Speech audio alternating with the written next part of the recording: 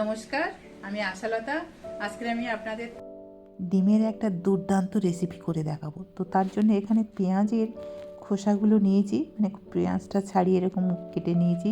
Cheese লাগবে, ডিম লাগবে, আর একটু ধনেপাতা লাগবে।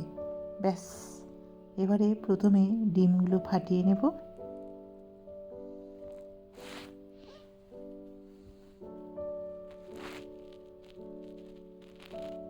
তো এখানে আমি 2টো ডিম দিয়ে করছি, আপনাদের যতটা প্রয়োজন নেবেন। আর এখানে দিয়ে দিচ্ছি নুন আর একটু গোলমরিচের পাউডার দিয়ে খুব ভালো করে এটা ফেটে নিতে হবে।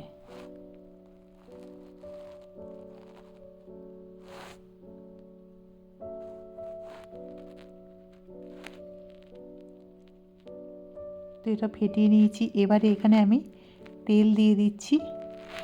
তেল দিয়ে তেলটা একটু গরম করে নিচ্ছি।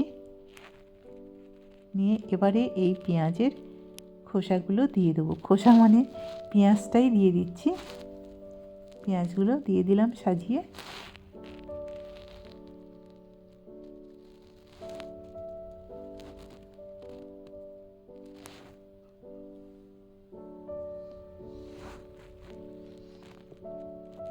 এবারে এই ফেটিয়ে রাখা ডিমটা অল্প অল্প করে দিয়ে দেবো চামচে করে।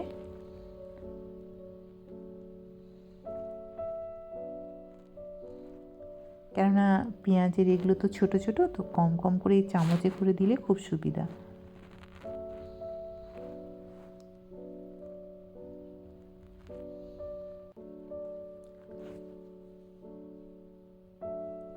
এবারে উপরে দিয়ে দিচ্ছি একটু চিজ।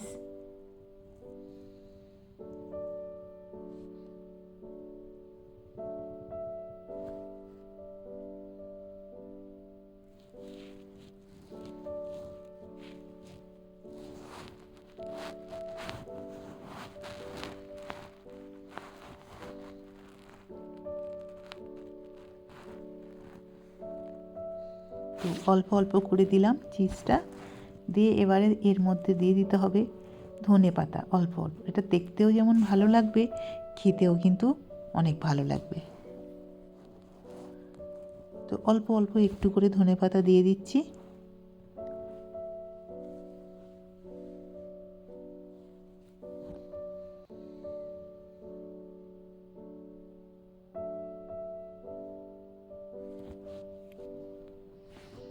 তো একদিকটা হয়ে গেলে তারপরে আবার এটা উল্টে দিতে হবে। গ্যাসটা এই সময় একদম স্লোতে রাখতে হবে।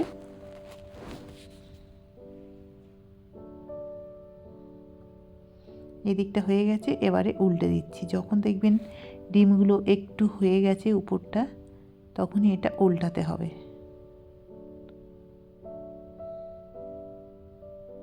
ব্যাস, এদিকটা 10-15 সেকেন্ড করলে হয়ে যাবে।